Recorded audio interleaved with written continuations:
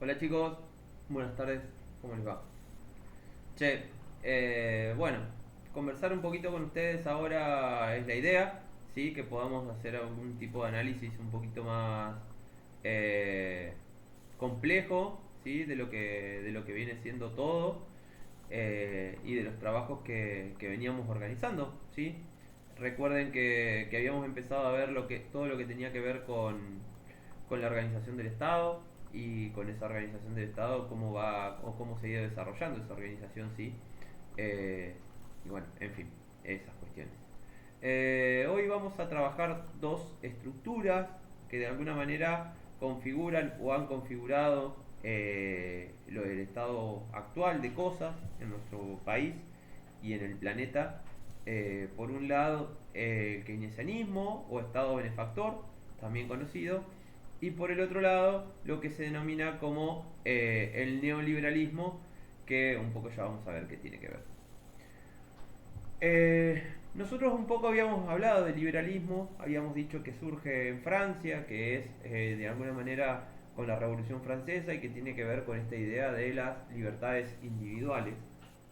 Ese modelo liberal, sí, que es una variante que no es una variante, es parte, sí, del liberalismo clásico del siglo XVIII, tiene que ver con el imperialismo inglés, sí, que tenía la idea de usar esa ideología de la competencia en libre comercio para justificar sus corridas coloniales a lo largo del mundo. Ese modelo de desarrollo basado en las libertades individuales y en la posibilidad de algunos estados de manejar las economías y las personas que vivían en otros lugares, hizo que saltara por los aires el modelo allá en la década del 30, cuando el crack de la bolsa de 1929 fracturó lo que se conocía en aquel momento como el sistema liberal de la economía o el sistema global de la economía, debido a una crisis estrafalaria del capitalismo donde prácticamente todo el sistema se puso de rodillas con acompañado de esto con años de luchas de los pueblos sometidos por estas políticas coloniales eh, y además de esas luchas anticoloniales, cierta rebeldía de los trabajadores. La más clara de ellas es la rebeldía de los trabajadores rusos que llevaron adelante un proceso revolucionario en el año 17 que acabó con años de no, con años no, con siglos de zarismo. ¿Sí?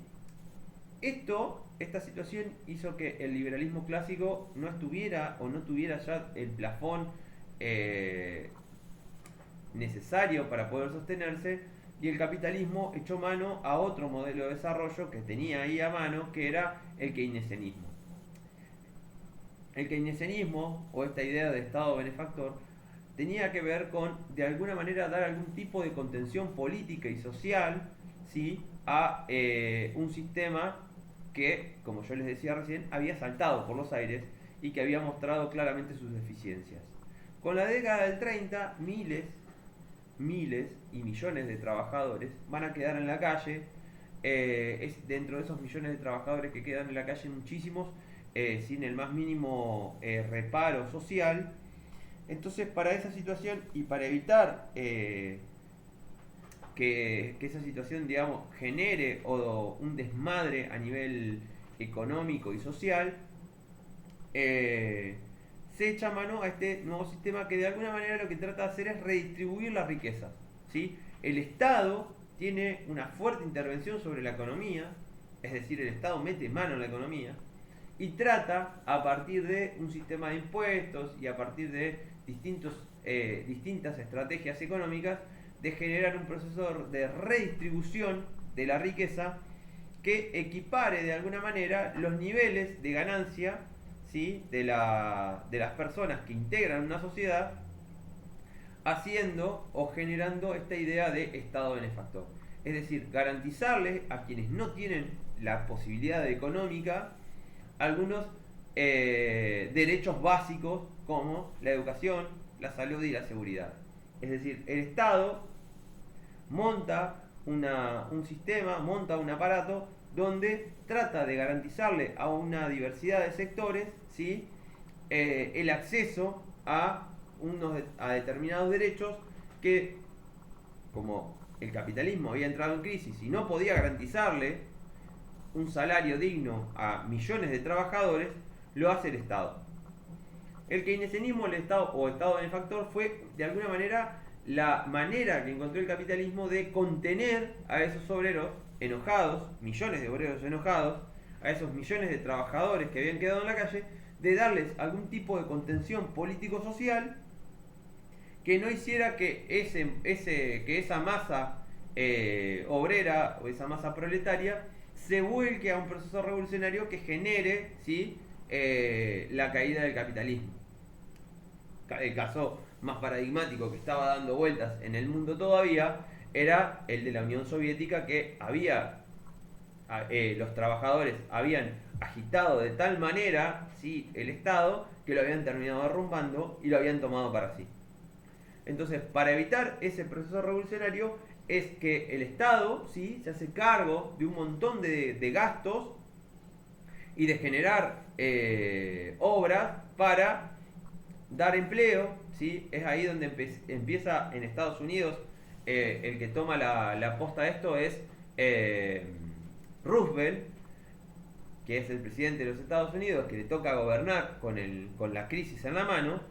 Y Roosevelt lo que hace es básicamente generar, en primer lugar, un gran fondo de dinero para salud y educación pública. Y lo otro que hace es invertir miles de millones de dólares en obras públicas como carreteras, caminos, puentes, represas y demás, que generaran trabajo. Es decir, lo que había que hacer era, desde el Estado, generar trabajo para que haya, ¿sí?, trabajadores con empleo, y que esos trabajadores con empleo pudieran de alguna manera intervenir en la economía y hacerla funcionar. Con el paso del tiempo, el keynesianismo va a ir encontrando algunos límites, ¿sí? Y para la década del 60, muchos estudiantes, obreros y ecologistas planteaban que ese sistema, basado así como estaba pensado y basado y pensado como estaba, no podía llegar a buen puerto, pues se está especulando, ¿sí?, con niveles de consumo tan altos que lo hacen insostenible, y lo hacen insostenible para el planeta. Es entonces que en la década del 60 una diversidad de movimientos a nivel global, el Mayo francés, el Cordobazo la independencia, ¿sí?, de muchos países de África, que rompen de alguna manera con ese colonialismo más clásico, hacen que el keynesianismo como que de alguna manera encuentre ciertos límites y aparezca, ¿sí?, en escena un nuevo sistema al que el capitalismo va a echar mano también, que es el neoliberalismo. El neoliberalismo es una ideología o una estrategia, ¿sí?, que tiene varios seudónimos. Se puede pensar en el thatcherismo, el monetarismo o la economía neoclásica, ¿sí? Y es una ideología, como yo les decía recién, que tiene como idea o como culto el mercado y la subordinación de todos los actores económicos a las demandas del mercado, tanto los individuos como los gobiernos. La estrategia de la economía liberal incluye la privatización, rebajas de gastos en el bienestar social, ataque a los sindicatos, rebaja de salarios, alza de las ganancias, el libre comercio, la libertad de mover el capital para donde y como se quiera, ¿sí? Y además de ello, una comodificación generalizada y acelerada de la naturaleza. ¿Qué significa esto? Es que todos los elementos que la naturaleza tiene pasan a ser un recurso pasible de comprar y vender, lo cual hace, digamos, que los bosques sean un recurso que se puede comprar y vender, que la tierra sea un recurso que se puede comprar y vender. Entonces la soja, la madera, no sé, el trigo, el maíz, pasan a ser elementos que cotizan en bolsa, que tienen un valor determinado, y que, como son parte de la naturaleza, de alguna manera tienden a ser cobrados de acuerdo a su valor internacional.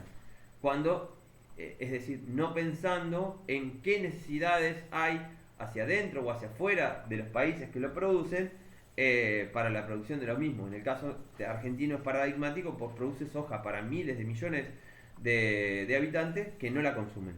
Es decir, producimos para afuera. No estamos pensando en nuestra alimentación, sino que producimos para poder venderla al mercado y con ese dinero que nos entra por lo que vendemos, compramos otras cosas. No se preocupen que en algún momento el agua o el aire van a ser, si sigue esta lógica, van a ser pasibles de comodificación. Y en algún momento el agua cotiza en bolsa y el aire cotiza en bolsa a como vamos, digamos, ¿no?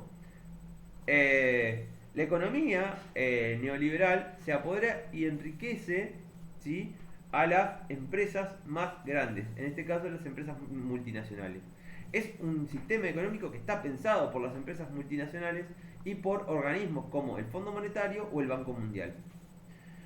En cambio, obreros, campesinos, clase media y comerciantes, ¿sí?, quedan en una situación muy empobrecida. Las políticas gubernamentales de reducción de la deuda transfieren el ingreso, ¿sí?, sobre las espaldas de estos trabajadores de esta clase media, es decir, la deuda que se genera es transferida a los sectores medios o intermedios cuando la deuda se usa para generar condiciones para las grandes empresas. Es decir, nosotros, los sectores medios, pagamos, ¿sí?, con nuestro salario lo que las grandes empresas después aprovechan para poder generar más riqueza.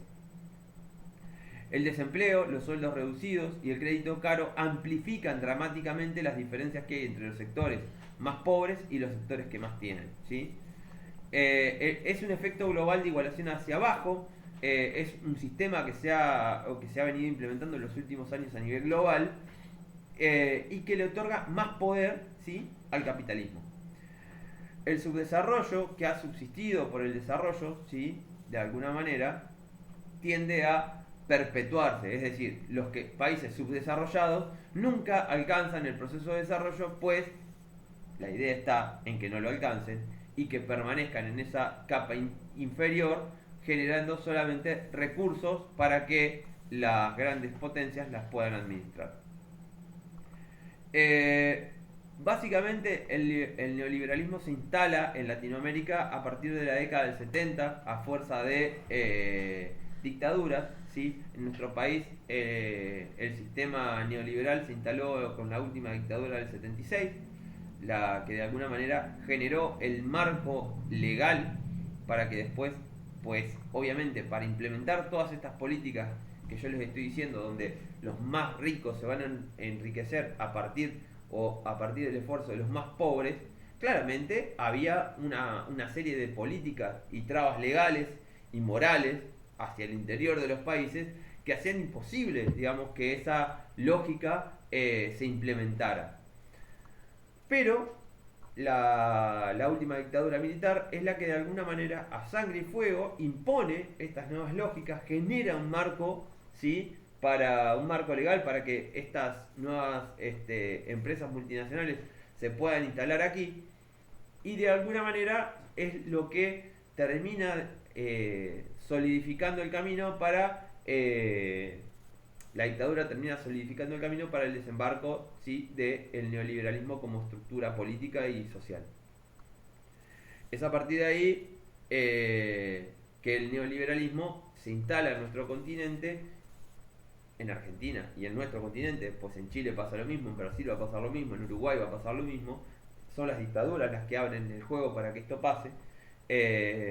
Y a partir de ahí es donde la búsqueda del máximo beneficio, la obtención de una rentabilidad a corto plazo y la persecución de la eficacia en la inversión se colocan como patrones de conducta política, ¿sí?, según un modelo social en el que la sociedad desaparece y el lugar de la sociedad lo ocupa el mercado.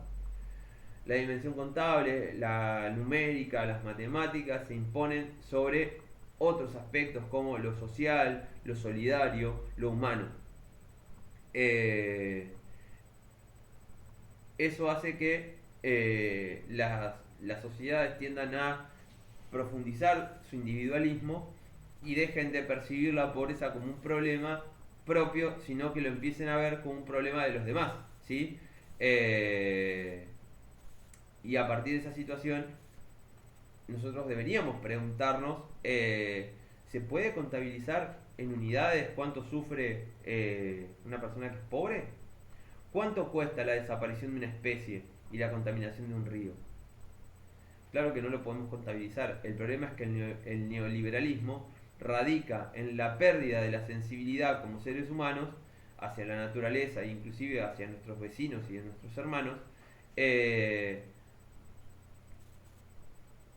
no, el neoliberalismo lo que hace es anular, si se quiere, esos valores, ¿sí?, más humanos, y tiende a, como yo les decía recién, a contabilizar todo. Entonces, la desregulación económica que se genera a partir de esta nueva teoría económica hace que todos, ¿sí?, nos veamos casi que como individuos sueltos y no como eh, actores de toda una escena. Porque en la sociedad, de alguna manera, no es que estamos solos, estamos en conjunto. Lo que pasa es que el neoliberalismo de alguna manera nos muestra solamente una, una etapa, o nos muestra solamente una cara de esa situación. En los últimos meses lo que se ha vivido en Colombia, por ejemplo, es un claro síntoma de cómo sigue operando el neoliberalismo. Lo que ha pasado en Colombia es que básicamente se ha tratado de profundizar una política económica basada en estructuras neoliberales, como es el aumento de impuestos a la totalidad de la población, y la salida, si se quiere, del gobierno de algunos paquetes sanitarios, es decir, el Estado se retira de esos lugares para dejarlos a las empresas privadas, y obviamente, como nosotros sabemos, si las empresas privadas son las que se van a hacer cargo, seguramente nos van a cobrar, no es que lo van a hacer gratis como lo hace el Estado.